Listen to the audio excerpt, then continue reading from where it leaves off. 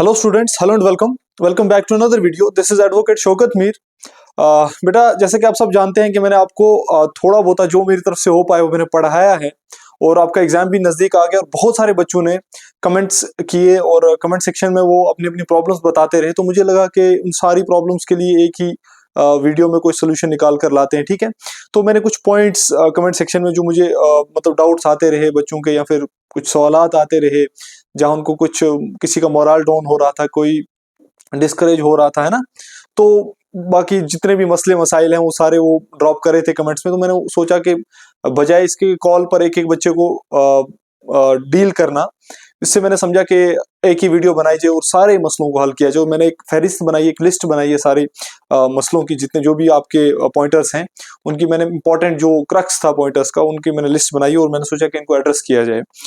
तो सबसे पहले मैं शुरुआत करूंगा हमारे एक मुझे नहीं पता कौन से यूजर हैं, उनका नाम कुछ बॉस बॉस करके, लेजेंडरी यूजर लगे मुझे वो मुझे उनका लेवल देखो स्टूडेंट का। स्टूडेंट मुझे कहता है सर जॉब हेक्टिक होगी क्या।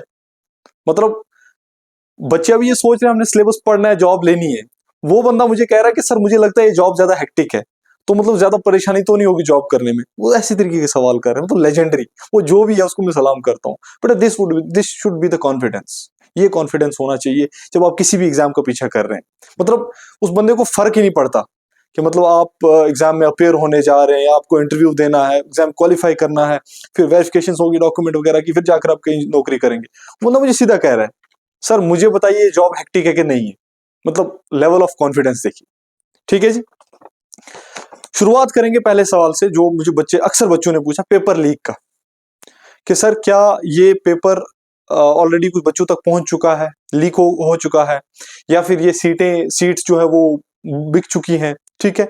ऐसे ऐसे करके सवाल करते हैं। देखिए, हम इस चीज को डिनाई नहीं कर सकते कि हमारी कंट्री में जो करप्शन है वो बिल्कुल खत्म हो गया है। We can't deny this thing, this is a realistic truth, ठीक है जी। करप्शन है, करप्शन सिस्टम में होता है, ठीक है जी। लेकिन अब हम उस बेसिस पर एग्जाम्स को, मतलब अगर हम देखेंगे, फिर तो हमें कोई एग्जाम देना ही नहीं है, ठीक है। हमने मान लिया, हाँ, मैं नहीं कहता तो मैं श्योर नहीं हूं कि कहीं करप्शन हुई है या फिर इस एग्जामिनेशन में कहीं ना कहीं corruption, I am not sure, I have not seen anything till now, ठीक है जी। अगर कहीं ना कहीं सिस्टम में कोई फॉल्ट भी है, मान लीजिए, कितना ही होगा, 216 पोस्ट हैं आपकी, मान लीजिए 15-20 सीट्स पर कोई फॉल्ट है, ठीक है जी, हम मान लेते हैं। मैं अपनी तरफ से नहीं कह रहा हूं, मैं अपनी तरफ से श्योरिटी नहीं दे रहा हूं, मैं कह रहा हूं मान लो अगर 15-16 सीट्स के ऊपर कोई घोटाला हो गया है, यार आपके पास फिर भी 200 सीट्स बची हैं, फिर भी 200 सीट्स बची। अगर उससे ज्यादा होगा तो obviously we are here to address the things, हम आवाज उठा सकते हैं, we are living in a democratic setup, है ना, हम चीजें कर सकते हैं। और अब तो पहले से आसान है थोड़ा सा, क्योंकि अब तो रिप्रेजेंटेशन भी है, गवर्नमेंट भी है ना, अब तो हम ज्यादा अच्छी तरीके से प्रोटेस्ट वगैरह कर सकते हैं अगर ऐसा कुछ होता है इन फ्यूचर। तो ये तो होगी एक बात, इसलिए इस चीज से, इस वहम से निकल आइए कि सीट्स बुक हो गई हैं, बिक गई हैं वगैरह वगैरह, इससे निकल आइए। अगर आपने मेहनत की है और ऊपर वाले को आपकी मेहनत मंजूर हुई, you will exactly crack this examination. मतलब इतना क्या सोचना है। जब आप मुझे बताइए ना, आंखें बंद कीजिए, अगर आप एग्जाम नहीं देंगे या प्रिपेयर नहीं करेंगे तो आपके पास दूसरा ऑप्शन क्या है। बेरोजगारी पीक पर है, आपने देना ही देना है एग्जामिनेशन, तो इतना क्यों सोचना है। 10-15 दिन की बात है, आंखें बंद करके 10-10 घंटे दे दीजिए, मसला खत्म। जो होना होगा ऊपर वाले के हाथ में, बाकी है ना, मेहनत आपने करनी। तो इस चीज से बाहर निकल आइए कि बिक गई है वगैरह वगैरह। I don't believe in these things. जिसने मेहनत करनी है वो मेहनत करे और एग्जाम दे, that's it. There is nothing like बिक गया है। ये लोग आपको डिविएट करने की कोशिश करते हैं, ये है जी वो है जी, ताकि आप पढ़ ना पाओ वगैरह वगैरह। ऐसा नहीं होता है। पहले एग्जाम दे दीजिए, एग्जाम के बाद पता चलता है कि क्या है क्या नहीं है। अगर कहीं पर कुछ ऐसा मसला होता है, आज टेक्नोलॉजी का जमाना है, चीजें बड़ी बारीकी से देखी जाती हैं। अगर कुछ हो भी जाता है ऐसा, खुदा न खास्ता, तो आज तो सेकेंड्स में सामने आ जाता है ना। पर बच्चे पकड़ लेते हैं, बहुत तेज होते हैं, तो इसमें मत जाइए, मुझे नहीं लगता कि इसमें जाना चाहिए। उसके बाद बहुत सारे बच्चों ने सवाल किया कि सर हम मॉक टेस्ट दे रहे हैं और 80 में से 60 आ रहे हैं, 80 में से 50 मार्क्स हम स्कोर कर रहे हैं, एंड दिस एंड दैट जो भी है। देखिए, ओपन मैं आपको ये कह दूं कि 80 में से जो बच्चा इस वक्त मॉक टेस्ट यूट्यूब से लगा रहे हैं, कहीं से भी लगा रहे हैं, अगर वो 60 प्लस स्कोर कर रहा है 15 दिन पहले, अगर वो 60 प्लस स्कोर कर रहा है, मैं ये कहता हूं कि वो सेफ एंड पे, वो थोड़ा मुतमईन रहे, ठीक है जी। उसको पैनिक होने की जरूरत नहीं है। कट ऑफ कितना जाएगा ये भी मैं आपको अपने अंदाजे से लास्ट पे बताऊंगा, ठीक है जी। कट ऑफ कहां तक जा सकता है। तो 60 इज अ गुड स्कोर, मतलब मॉक टेस्ट में। फिर मेरे को बच्चे कहने लगे कई जगह पे कि सर कुछ इंस्टीट्यूशंस हैं वो टेस्ट कंडक्ट कराते हैं, और टेस्ट कंडक्ट कराने के बाद वहां बच्चों के 80 में से 78, 79, 75 ऐसे स्कोर्स आ रहे हो, और हम कहीं फॉलो नहीं कर रहे, हम 60 में जाकर गिरते हैं। देखिए बेटा, अगर कोई भी इंस्टीट्यूशन टेस्ट कंडक्ट करा रहा है, that's good thing, nothing is wrong in that, ठीक है जी। लेकिन आप ये चीज भी देखिए, उनके अपने पढ़ाए हुए बच्चे वो स्कोर कर रहे हैं। मतलब मैंने आपको कोई चीज पढ़ाई, फिर मैं ही आपका टेस्ट ले रहा हूं, तो ऑब्वियसली जो मैंने पढ़ाया होगा उसी में से पूछूंगा। मेरी बात आ रही है समझ में? तो इसमें कोई रॉकेट साइंस नहीं। अगर वो 78 कर रहे हैं, वो 78 कर रहे हैं, वो 78 उनका करना आपके 60 के बराबर है। क्यों? क्योंकि आप उनसे पढ़कर उनका टेस्ट नहीं दे रहे हैं, आप यूट्यूब से पढ़ रहे हैं, दूसरी तीसरी जगह से पढ़ रहे हैं, सेल्फ स्टडी कर रहे हैं। बात आ रही समझ में? जब आप उनसे पढ़कर उनका टेस्ट देंगे, फिर आपके 60 मार्क्स आते हैं, फिर आप लैग कर रहे हैं, तब आप पीछे हैं। बात आ रही समझ में? जो किसी पर्टिकुलर इंस्टीट्यूशन से कोचिंग ले रहा है, फिर उसी का टेस्ट दे रहा है, ठीक है जी, और फिर 78 स्कोर कर रहा है, उसमें आपको डिमोटिवेट नहीं होना, आपने डिस्करेज नहीं होना है ना। आपने थोड़ा अपने आप को स्ट्रांग रखना है। क्यों? क्योंकि वो अपना ही मटेरियल उनको डाइवर्ज कर रहे हैं, तो वो तो आसान है। I don't think there is any rocket science in that. उसमें आपको वो कहते हैं ना, अपना मोरल डाउन नहीं करना है ना। वैसे अगर मैंने जो पढ़ाया, अगर मैं जो बच्चों को अपना पढ़ाया वो पूछता हूँ, वो भी पूरा 10 में से 10 भी, जब मैं जॉब रिलेटेड का लेता हूँ, 10 क्वेश्चन पूछता हूँ, तो 10 में से 10 मार्क्स ले लेते हैं। अब इसका क्या मतलब है? बाकी बच्चे पढ़ ही नहीं रहे हैं। तो जो अपना मटेरियल पढ़ाता, अपना सॉरी पढ़ाकर अपने मटेरियल से क्वेश्चंस पूछता है, तो उसके पढ़ाए हुए बच्चों के लिए आसान है स्कोर करना। तो उसमें आपने उसमें कंफ्यूज होकर पैनिक नहीं होना है, ठीक है। आपका 60 स्कोर समझ लिया। अगर आप ग्लोबली टेस्ट देते हैं तो आपका 60 स्कोर बकाया जिसने वहां से पढ़ा है और फिर उसी को टेस्ट दे रहा है, उसके 78 स्कोर के बराबर है, ठीक है जी। इस चीज को ध्यान रखिए। फिर उसके बाद स्ट्रेटेजी की बात करते हैं। सबसे इंपॉर्टेंट बात, बच्चे फोन करते हैं, सर कंफ्यूज हैं, कंफ्यूज हैं, कंफ्यूज हैं। देखिए, मैं जो बात करूंगा थोड़ा उसको ध्यान से और बारीकी से सुनना। आपने ये जो 10-15 दिन आपके पास हैं, कम से कम 10 घंटे, और 10 घंटे कौन से? लटर मस्ती के 10 घंटे, 10 घंटे प्रोग्रेस के। मतलब अगर आप 15 घंटे लाइब्रेरी में बैठते हैं और आपकी प्रोग्रेस 3 घंटे, तो मैं उस पढ़ाई को 3 घंटे मानता हूं। मतलब 10 आवर्स ऑफ प्रोग्रेस। प्रोग्रेस समझते हो ना, कि 10 घंटे असल में आपने पढ़ा कितना, असल में आपने कितने टाइम पढ़ाई की, और असल में आपने कितने टाइम पढ़ाई को ग्रैब किया, प्रोग्रेस क्या निकाली। 10 आवर्स ऑफ प्रोग्रेस अगर आप 15 दिन भी ये देते हैं ना अच्छे से, मेरे बताए हुए रास्ते पे, आई गारंटी, मैं गारंटी कहता हूं, गारंटी से कहता हूं, you will score a good score, और आप कहीं ना कहीं कैटेगरी ऑफ सिलेक्शन में फॉल कर जाएंगे। बात आ रही समझ में? मैं गारंटी के साथ कहता हूं। लेकिन अगर आप वही 2 घंटे पढ़ेंगे, 10 घंटे लाइब्रेरी में बैठे रहेंगे, या दूसरी तीसरी जगह घर में बैठे रहेंगे और कहेंगे मैंने 10 घंटे पढ़ा, फिर नहीं हो सकता। 10 आवर्स ऑफ प्रोग्रेस निकालिए इन 10-15 दिनों में, ठीक है जी। उन 10 घंटों में आपने क्या करना है? पहले 4 घंटे सीधा आप करंट अफेयर के लिए निकाल लीजिए, सीधा सीधा, ठीक है जी। उसके बाद 2.5 से 3 घंटे निकालिए आप इंग्लिश के लिए, ठीक। फिर उसके बाद 1.5 से 2 घंटा आप निकालिए कंप्यूटर के लिए। एन अफेयर अरिहंत की बुक है, उसी को बस रिवाइज करते जाइए। और 1 से सवा घंटा या 1.5 घंटा आपको, मुझे लगता है, जॉब रिलेटेड अवेयरनेस के लिए काफी है। और ये कम से कम कोई 10 साढ़े 10 घंटे बन जाते हैं टोटल। अब बच्चे बोल रहे हैं कि इसमें भी सर हमें समझ नहीं आता कि सब्जेक्ट कहां से पढ़ना शुरू करें, कहां से खत्म करें। देखिए, मैं आपको एग्जांपल देता हूं करंट अफेयर की। हर सब्जेक्ट को तोड़कर, पार्ट्स में तोड़कर पढ़ा जाता है, ठीक है जी। जैसे करंट अफेयर है, आपके 3 टाइप्स के करंट अफेयर्स हैं। मतलब अगर मैं मेजरली करूं, अगर मैं एरिया बेसिस पे करूं, तो एक इंटरनेशनल करंट अफेयर है, एक नेशनल करंट अफेयर है, एक आपका यूनियन टेरिटरी का अपना अर्स्टवाइल जो स्टेट है हमारी, उसका करंट अफेयर है, ठीक है जी। 3 ही तरीके के करंट अफेयर है। फिर करंट अफेयर्स के अंदर भी पार्ट्स हैं, स्पोर्ट्स है, ठीक है जी, एजुकेशन है, ठीक है, या कोई कोई और इवेंट है, ठीक, या कोई डिस्कवरी है, ठीक है जी, या किसी को कोई पद वगैरह मिल जाता है ना, अपॉइंटमेंट वगैरह। तो ये सब करंट अफेयर के पार्ट्स हैं। तो आपने क्या करना है, मान लीजिए आपके पास 4 घंटे हैं, 4 घंटे में से आपने, जिसने करंट अफेयर पहले पढ़ा हुआ है, ठीक है जी, वो पहला थोड़ा रिवाइज करेगा, कम से कम आधा घंटा। मैं कहता हूं रिवीजन में जब आप आधा घंटा कोई चीज रिवाइज करते हैं, तो पढ़ते वक्त आपको उसी चीज को, मुझे लगता है कि 5-6 घंटे लग जाते हैं। ऐसा आप मानते हैं ना? तो मुझे लगता है अगर आप आधा घंटा रिवाइज करते हैं तो आप कहीं ना कहीं एक दिन की जो 2 दिन की जो आपने करंट अफेयर पढ़ी होती है उसकी प्रोग्रेस निकाल देते हैं।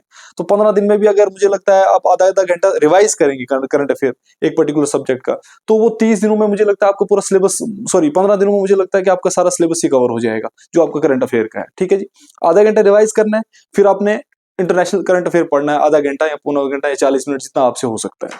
फिर उसके बाद आधा घंटा आपने नेशनल करंट अफेयर रिवाइज करना है जो आपने पीछे पढ़ा हुआ है। फिर उसके बाद आपने अगर नया नया देखना है कुछ है तो उसको पढ़ना है। ठीक है जी, अगर नया नहीं मिलता है आपको कुछ, बस पुराने को ही फिर पूरा फुल टाइम रिवाइज कीजिए। ठीक है, उसके बाद फिर स्टेट के साथ भी ऐसा ही करना है। अब मेरी बात देखिए, अच्छे से सुनिए। रिवाइज करने के बाद पहले रिवीजन का देख लीजिए, रिवीजन कैसे करना है, करंट अफेयर कहां से कहां तक पढ़ना है वो भी देख लीजिए। देखिए, करंट अफेयर जो है आपका वो आपने कम से कम जनवरी 2024 से फरवरी 2025 फरवरी 15 2025 तक आप कर लीजिए। मैं तो कहता हूं फरवरी महीना छोड़ ही दीजिए, लेकिन अपनी सेफ्टी के लिए 15 दिन का पढ़ लीजिएगा, फरवरी 15 तक पढ़ लीजिए। ठीक है, क्योंकि एक महीना एग्जाम से पहले हम कह सकते हैं गैप हो सकता है। ठीक है जी, अब इनको कैसे पढ़ना है, आपके पास हो जाते हैं ये कम से कम 12 13 13 14 महीने हो जाते हैं। ठीक है जी, और यही तो 13 14 दिन आपके पास है। अगर हर महीने का एक महीने का करंट अफेयर आज आप रिवाइज कर रहे हैं, उसके बाद उस पर एक मॉक टेस्ट दे रहे हैं। ठीक है जी, बात आ रही समझ में? कल दूसरे महीने का रिवाइज कर रहे हैं, उस पर मॉक टेस्ट दे रहे हैं, तो आपका आराम से कवर हो जाएगा, आराम से कवर हो जाएगा। मतलब सिर्फ पार्ट्स में डिवाइड करना है। आज मान लीजिए अगर आज आप करंट अफेयर पढ़ते हैं, आज आप एक महीने का पढ़ लीजिए, उसका मॉक टेस्ट भी दीजिए, कहाँ से लैग करते हो वो भी पढ़ लीजिए, नया भी पढ़ लीजिए, उसमें कवर कर लीजिए। ठीक है, फिर दूसरे तीसरे चौथे पे जाइए, फिर लास्ट वाले दिन आपने थोड़ी एक्स्ट्रा मेहनत करनी है। ठीक है, उस दिन आपने 10 घंटे का शेड्यूल या फिर लास्ट के 2 दिन 10 घंटे को 15 घंटे में बदलना है और थोड़ा एक्स्ट्रा एक्स्ट्रा पढ़ना है। ठीक है, तो ऐसे मतलब अगर आप 2 बार रिवाइज करना चाहते हैं तो उसको डबल रिवीजन भी दे सकते हैं। ठीक है जी, उसके बाद इंग्लिश का आपका है 8-10 कंपोनेंट्स हैं। अगर हर दिन एक कंपोनेंट भी करोगे, मतलब बेसिक फॉर्मूलाज याद कर लो, बेसिक चीजें याद कर लो, और उस पर एमसीक्यू अगर थोड़ा बहुत लगा सकते हो तो लगाओ, है ना, बेहतर रहेगा। तो वो इंग्लिश का कर लीजिए 2-3 घंटों में, उसको पार्ट्स में डिवाइड कीजिए। जैसे प्रपोजिशन आपका, आर्टिकल है आपका, इडियम फ्रेजेस है ना, तो पार्ट्स में डिवाइड कर लीजिए और उन पार्ट्स को फिर पढ़िए। या अगर फिर डेली बेसिस पर मान लीजिए आपके पास 5 कंपोनेंट ऐसे हैं जो आपको आते हैं। ठीक है जी, क्योंकि आपने इतना पढ़ा है अभी तक तो 5 कंपोनेंट्स तो आने चाहिए। तो मान लीजिए 5 कंपोनेंट जो आपको नहीं आते, उनको डेली बेसिस पर आप आधा आधा घंटा उनको पढ़िए, तो आपके 2.5 घंटे हो जाएंगे। 2.5 घंटे में आपकी इंग्लिश कवर हो जाएगी अच्छे से। 15 दिन अगर आप 2.5 घंटे इंग्लिश पढ़ेंगे तो कहाँ का कहाँ पहुंच जाएगा खाता, है ना। तो ऐसे डिवाइड करके सब्जेक्ट को पढ़ने की कोशिश करनी है। ठीक है जी, उसके बाद सबसे इंपॉर्टेंट चीज, काम रहना है, कूल रहना है। ठीक है जी, डीमोटिवेट नहीं करना है खुद को, कभी नहीं करना। आपके मार्क्स कम आते हैं, ठीक है, आपने कौन सा एग्जाम दे दिया, आप एग्जाम में थोड़ी अपेयर हो रहे हो। और आप यकीन जानिए जो आप मॉक टेस्ट वगैरह देते हैं ना, उनमें जो आपके मार्क्स आते हैं, उनमें जो आपके मार्क्स आते हैं, अगर वो कहीं ना कहीं 70% या 65% या 70% से अबव जा रहे हैं, तो समझ लीजिए आप एग्जाम में एग्जैक्टली कहता हूं आप अच्छा स्कोर करने जा रहे हैं। क्यों? वो इसलिए कह रहा हूं क्योंकि एग्जाम में जो पूछा जाता है वो कहीं ना कहीं उसका लेवल जो होता है वो मॉक टेस्ट के लेवल से थोड़ा सा कम होता है। मॉक टेस्ट में आपको ज्यादा मुश्किल क्वेश्चन पूछे जाते हैं, मैंने ये चीज आजमाई है। तो इससे अपने आप को डिस्करेज या डिमोटिवेट नहीं करना है। ठीक है जी,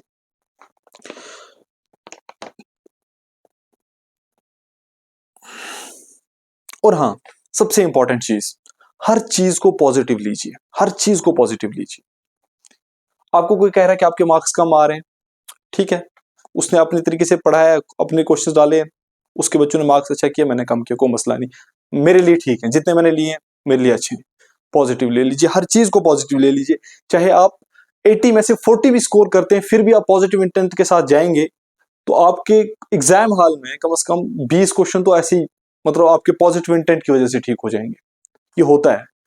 अपने आप को पॉजिटिव रखना है, कोरेज रखना है और हिम्मत बनाकर रखनी है। ठीक है जी, और करंट अफेयर्स फिर से कह रहा हूं, जनवरी 2024 से लेकर 15 फेब 2025 तक पढ़ने, इसके आगे जोर मारने की जरूरत भी नहीं है, ना कोई फायदा होगा। ठीक है, और अपने अपनी टाइम स्ट्रेटेजी जो है उसको सेट करके चलिए।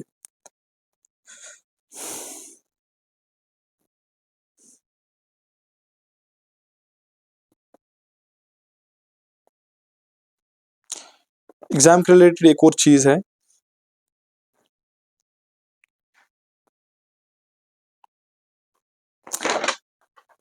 बच्चे कहते हैं कि सर अगर एग्जाम में मार्क्स कम आते हैं तो इंप्रूव कैसे करना है।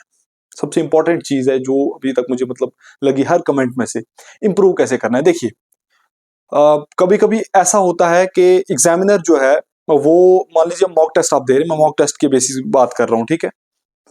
आप मॉक टेस्ट दे रहे हैं तो जो आपका मॉक टेस्ट सेट करने वाला एग्जामिनर है उसने आपको मान लीजिए एक्स्ट्रा को क्वेश्चन डाल दिया जो रेलेवेंट नहीं है, जिसकी रेलेवेंसी नहीं बनती है, तो उन चीजों को कवर करने की जरूरत नहीं है, उनको जाने दीजिए। आपने खुद भी थोड़ा सा देखने का रेलेवेंसी कहाँ बनती है, ठीक है। अगर आपको लगता है कि रेलेवेंट है, फिर आप जाइए उस पर्टिकुलर टॉपिक को खोलिए, उसके आसपास देखिए थोड़ा बहुत, ज्यादा गहराई में नहीं जाना क्योंकि अपनी थ्योरी नहीं लिखनी है। थोड़ा बहुत देखिए उसमें कौन से पॉइंट इंपॉर्टेंट उठाकर अडॉप्ट कर लीजिए, दैट्स इट। बाकी ज्यादा डीप नहीं जाना। तो एक और इंपॉर्टेंट चीज के साथ मुझे और याद आ रही है, वो ये कि एग्जामिनर जो है ना आपके, खासतौर पे यूट्यूब पर जो मॉक्स मतलब प्रोवाइड कर रहे हैं, ठीक है, वो क्या करते हैं, वो अपनी जो रीच है उसको बढ़ाने के लिए आपको बहुत सारे क्वेश्चंस दे देंगे। उससे क्या होगा, मान लीजिए वो अपना दायरा जो है ना थोड़ा बड़ा रखते हैं, अपनी लिमिट थोड़ी ज्यादा रखते हैं। क्यों? क्योंकि वो सोचते हैं हम ज्यादा से ज्यादा क्वेश्चंस दें, जब एग्जामिनेशन आए तो एग्जामिनेशन आने के बाद हम बच्चों को दिखाए, देखिए जी ये क्वेश्चन हमने पूछा था यही आया। तो वो अपनी तरफ से 10,000 क्वेश्चन पूछेंगे तो ऑब्वियसली 10,000 क्वेश्चन में 5-6 क्वेश्चन तो आ ही जाएंगे। तो उससे क्या होगा, उनकी हाइक बन जाएगी, वो वीडियो बनाकर लाएंगे, सर ये देखिए मैंने ये 10,000 क्वेश्चन पढ़ाए थे तो इसी में से सारा एग्जामिनेशन आ गया, ठीक है। तो उस चक्कर में वो क्या करते हैं, अपना पूरा एरिया वाइडन कर देते हैं। वाइडन करने की वजह से क्या होता है, बच्चों को एक्स्ट्रा मटेरियल दे देते हैं, बच्चों को एक्स्ट्रा पढ़ना पड़ जाता है। ऐसा नहीं करना है, जो आपको लगता है रेलेवेंट है वही पढ़िए, जो नहीं लगता रेलेवेंट है वो नहीं पढ़िए। अच्छा, अब आप बोलेंगे कि वो फायदा कैसे लेते होंगे इस चीज का। देखिए वो क्या करेंगे, आपको जब बोलेंगे ना कि मेरे पूछे हुए उसमें से आया है, ठीक है, तो फिर वो बोलेंगे कि अब मैं अपनी तरफ से एक बैच लॉन्च कर रहा हूँ जी, मेरा एक्सपीरियंस है तो मेरा आप ज्वाइन कीजिए। ऐसा होता है, तो ऐसा थोड़ा सा अवॉइड करना है इस सबको। अगर आपको आती हैं कुछ चीजें, इरेलीवेंट है छोड़ दीजिए, नहीं आती हैं रेलेवेंट है पढ़ लीजिए, बस इससे ऊपर कुछ भी नहीं, ठीक है। और अब आती है सबसे इंपॉर्टेंट चीज कि सर कट कहां तक जा सकता है। जहां तक मैंने ऑब्जर्व किया, सब लोग कह रहे हैं कि सर 80 में से 75 76 जाएगा ओपन का कट। ऐसा नहीं होता है, ऐसा नहीं होता है। 100 में से मान लीजिए 20,000 बच्चा मान लीजिए एग्जाम देता है, लाख बच्चा एग्जाम देता है, एक आध बच्चा होगा जो 75 से ऊपर स्कोर करेगा। मुझे नहीं लगता कि वो भी होगा, मतलब एक आध बच्चा भी नहीं होगा जो 75 से ऊपर जाएगा। मतलब ये मजाक नहीं है, आप इस सिलेबस को मजाक समझ रहे हैं, मजाक नहीं है। आपको करंट अफेयर ग्लोबली पूछ रहे हैं, कहां से पूछ रहे हैं आपको पता ही नहीं है। स्टैटिक जीके के बदले आपसे करंट अफेयर पूछ रहे हैं, तो आपको लगता है कि मतलब इतनी आसानी से स्कोर कर जाएंगे लोग, नहीं कर सकते। इंग्लिश उसी को वही कर सकेगा जो अच्छे से जिसने पढ़ा होगा, है ना। कोई मतलब कि पर्टिकुलर टॉपिक नहीं है, हिस्ट्री पॉलिटी नहीं है, वहां से फैक्ट पूछेंगे तो हो जाएगा। वहां भी ट्रिक्स चलेंगे और सबके सब क्वेश्चन तो मुझे नहीं लगता किसी के भी सही होने वाले। होता है ना ऐसे, मैं आपको मोरल डाउन नहीं कर रहा हूं, लेकिन दिस इज अ फैक्ट, ठीक है। कंप्यूटर है चलो वो मान लीजिए इजी है, लेकिन मुझे नहीं लगता कि कोई भी इंसान जब किसी कॉम्पिटेटिव एग्जाम में बैठता है वो 100% एक्यूरेट हो सकता है, क्योंकि एरिया ऑफ सिलेबस इतना होता है, इतना वाइडन सिलेबस होता है, तो कैसे आप हर चीज को एक्यूरेटली कवर कर सकते हैं। तो मुझे ऐसा लगता है कि अगर कोई टॉप ही कर जाएगा 75 76, इससे ऊपर मुझे नहीं लगता। अब हो जाए कोई तो वो अलग बात है, लेकिन मुझे नहीं लगता। और मुझे लगता है कि ओपन का कट जो है ना, पहले पहले आज से अगर आप 15 दिन पहले बात कीजिए तो मुझे ऐसा लगता था 62 तक आ सकता है। 62 इंटरव्यू की कॉलिंग आ सकती है आपको, ठीक है। और इंटरव्यू में शायद 1:5 उठाते हैं, ठीक है, इंटरव्यू के लिए, मतलब हर एक पोस्ट पे 5 बच्चों को।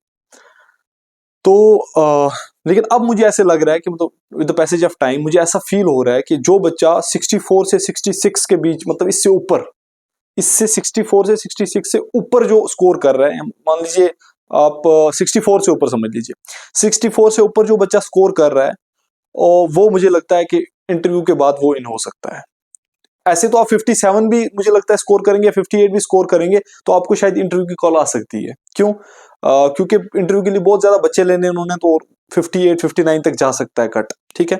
58 59 तक आपका कट जा सकता है इंटरव्यू के लिए।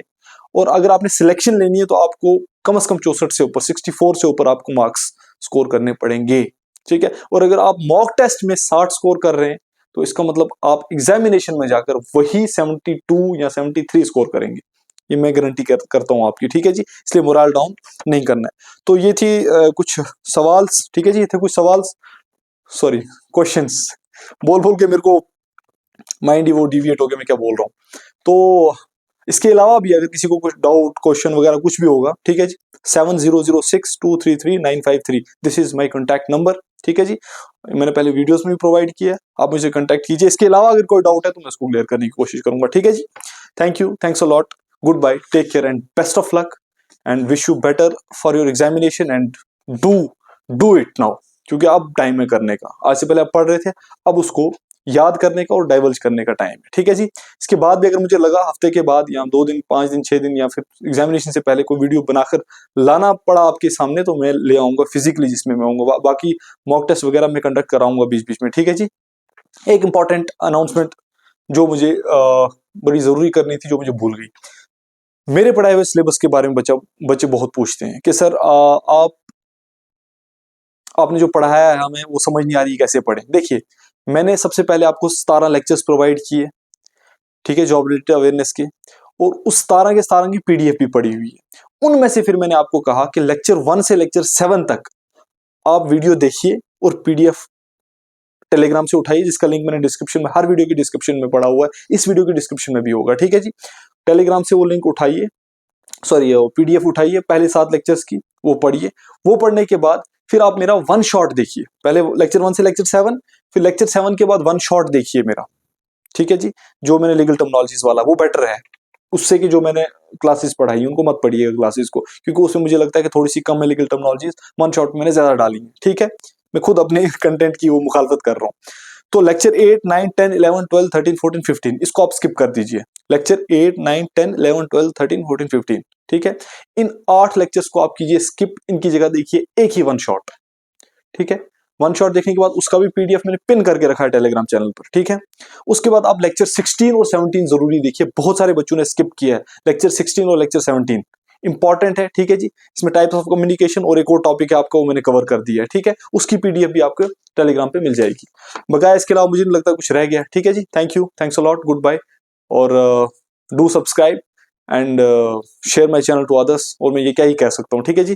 Thank you, thanks a lot, good bye, take care.